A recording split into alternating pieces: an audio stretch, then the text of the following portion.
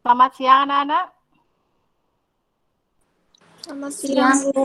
Selamat ya. Selamat siang, Bu.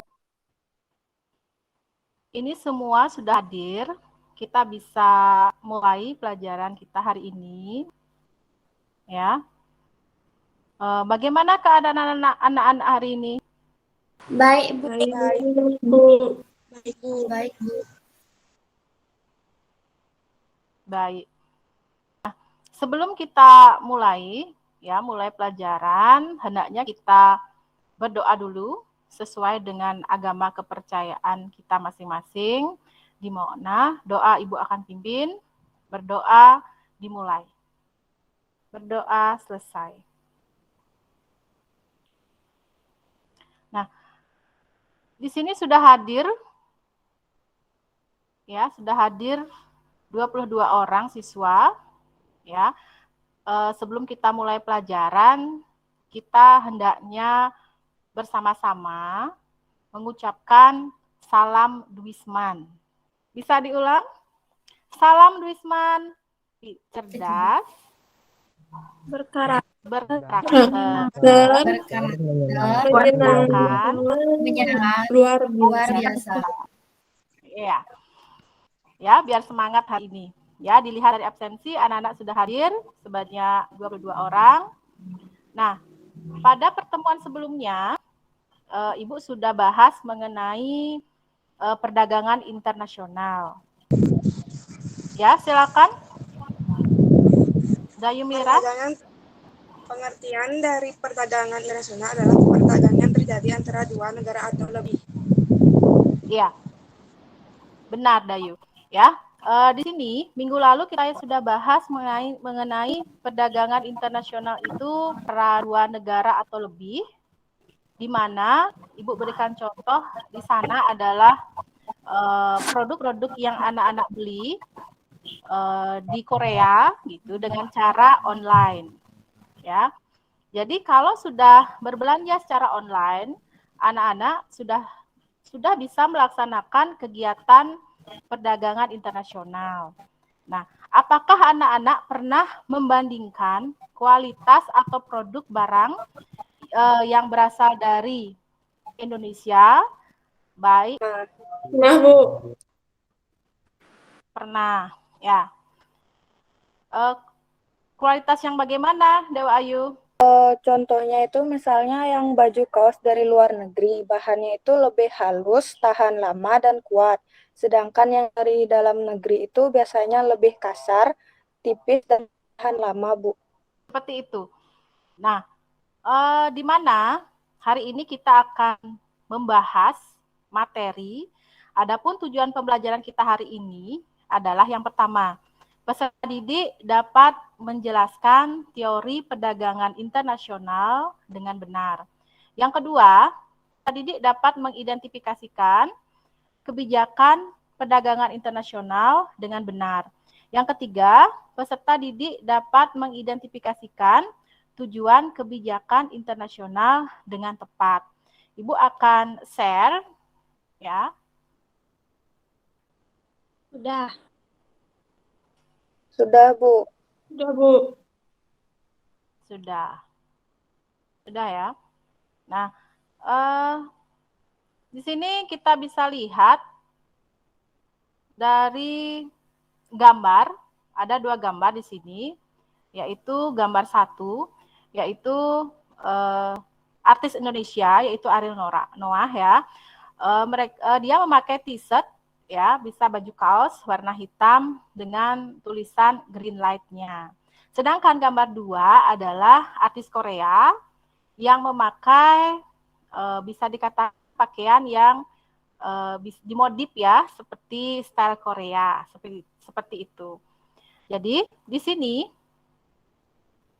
kita bisa lihat ada beberapa keunggulan yang dimiliki oleh masing-masing negara.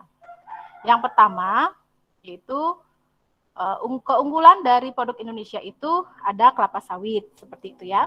Kalau kita lihat dari produk Korea, mereka ada keunggulan di bidang pakaian, tas maupun sepatu, seperti itu. Nah, sebelum kita lanjut ya, Ibu akan memberikan LKPD. Kelihatan anak-anak? Sudah kelihatan? Sudah. Sudah, Bu. Sudah. LKPD di sini Ibu menjelaskan yang pertama, ya, sebelum anak-anak mengerjakan, anak-anak harus mengisi identitas siswa, materi, tujuan pembelajaran, serta soal atau kasus yang Ibu berikan di sini. Yang pertama, gambar 1 itu adalah artis Indonesia, yaitu Ariel Noah. Kita bandingkan produk yang dia pakai. Yang kedua, ada gambar pohon kelapa sawit. Ini pohon kelapa sawit yang ada di Indonesia. Yang ketiga, ada gambar artis Korea yang memakai sepatu, baju, maupun tas. Nah, di sini nanti ada 6 pertanyaan, dan pertanyaan ini anak-anak bisa jawab pada lembar yang sudah Ibu sesuaikan. Ya, Ibu kalian, Ibu sudah bagi anak-anak per kelompok, ya, di mana per kelompok Ibu juga sudah bagi soal-soal yang akan anak-anak bahas. Silakan anak-anak kerjakan, ya, nanti kita akan bahas. Ibu berikan waktu 15 menit. Ya, silakan anak-anak. Baik, Bu. Pada Google Classroom Ibu sudah bagi untuk kelompok 5, sudah ada yang menjawab. Ya, di sini yang jawab itu Ninyoman Trisna Widi Astuti. Untuk kelompok 4 ada Nikadek Lisa Indiraya Pratiwi. Kelompok 3 Nikadek Diah Kembang Pratami, sudah ada ya dari perwakilan kalian. Sudah bisa. Sudah anak-anak, kita bahas saja dulu. Kelompok 1, siapa yang mewakili? Anak-anak sudah lagi? Sudah, Bu. Iya. Kelompok 1, silakan. Ayu Ariantika, silakan. Kelompok 1. Sudah, Bu. Pertanyaan pertama ada pertanyaan, dari gambar di atas, manakah yang termasuk produk buatan dalam negeri? Menurut yang saya lihat atau dari gambar tersebut, pada gambar pertama kan terlihat artis Indonesia, yaitu Ariel Noah. Yang kedua ada pohon kelapa sawit, dan yang ketiga ada artis Korea mengenakan pakaiannya. Menurut saya, produk yang masuk dalam buatan dalam negeri itu yang ditunjukkan oleh gambar nomor 1 dan nomor 2. Itu, Bu. Benar. Untuk soal yang kedua, siapa perwakilan kelompok 2? Jawaban yang iya, silakan. Pertanyaannya, sebutkan dan bandingkan produk buatan Indonesia dengan negara lain. Jawabannya, contohnya produk minyak kelapa sawit dan sepatu. Misalnya, sepatu yang dihasilkan negara Korea lebih banyak daripada di negara Indonesia. Dan minyak kelapa sawit lebih banyak dihasilkan di negara Indonesia daripada di Korea. Dari contoh tersebut terlihat bahwa Korea secara mutlak lebih efisien dalam produksi sepatu, sedangkan Indonesia secara mutlak lebih efisien dalam produksi minyak kelapa sawit. Kalau tidak, silakan kelompok 5. Kelompok yang terakhir, kelompok 5, silakan. Ya, silakan. Dari gambar di atas, mana yang termasuk keunggulan mutlak? Menurut saya, gambar yang termasuk dalam keunggulan mutlak yaitu pada gambar 2 yang merupakan pohon kelapa sawit. Alasannya tidak mampu dihasilkan oleh negara pautan.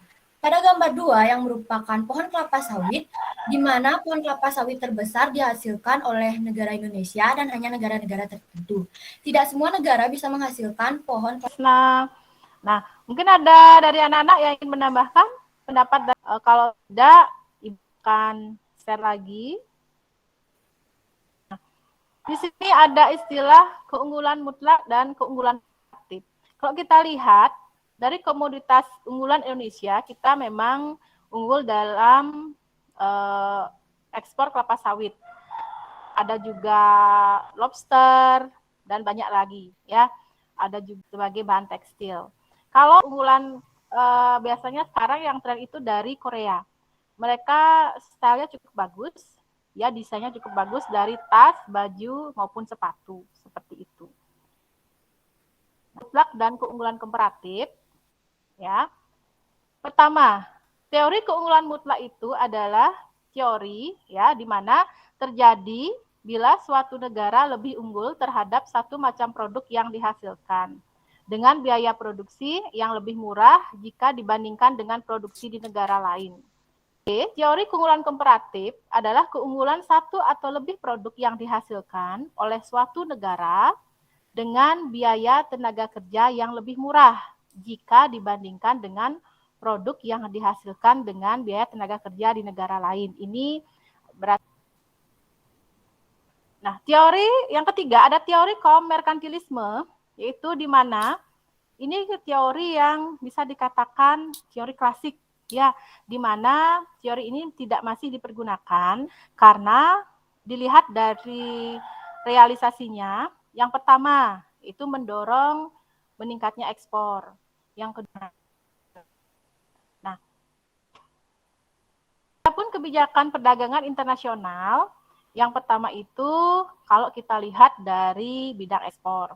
Bidang ekspor ada produsen yang berhasil mencapai target produksi yang ditentukan oleh pemerintah, seperti di bonus lah seperti itu. Yang kedua ada diskriminasi harga. Diskriminasi harga adalah penetapan harga jual yang berbeda pada dua pasar atau lebih, yang berbeda terhadap barang yang sama. Artinya di sini barangnya sama tapi harga jualnya yang berbeda. Ya, dumping. Kebijakan itu adalah suatu kebijakan harga secara internasional yang dilakukan dengan menjual satu komoditas di luar negeri dengan harga yang lebih murah dibandingkan yang dibayar konsumen di dalam negeri. Artinya barang itu dari pemerintah Indonesia atau produksi Indonesia menjual barang itu di luar negeri dengan harga murah, sedangkan harga di dalam negeri dengan harga lebih mahal, seperti itu anak-anak, ya. Ini merupakan suatu kebijakan. Lalu yang kedua ada kebijakan di bidang impor. Kebijakan di bidang impor itu ada dua, tarif atau bea masuk. Itu diberlakukannya apabila harga pasar lebih rendah dari harga domestik atau harga dalam negeri. Yang ulang, tujuan kebijakan perdagangan internasional itu mengatur, membatasi, dan mempromosikan semua produk yang ada di setiap negara. Jadi dari kesimpulan belajar kita hari ini, ya, spesialis dan perdagangan, di mana setiap produsen memiliki keunggulan mutlak dalam menghasilkan barang, dan keunggulan komparatif merupakan kemampuan untuk menghasilkan atau memproduksi barang atau jasa dengan peluang yang lebih rendah. Contoh keunggulan mutlak, misalnya Indonesia mampu menghasilkan batik, sedangkan Jepang mampu menghasilkan mobil. Contoh keunggulan komparatif, misalnya Indonesia mampu menghasilkan kain dengan harga 20.000 per meter, sedangkan Malaysia mampu menghasilkan kain dengan harga 22.000 meter, maka keunggulan komparatif dimiliki Indonesia. Ada juga pembahasan mengenai kebijakan perdagangan internasional. Adapun tujuan dari kebijakan internasional antara lain mengatur, membatasi barang di negara.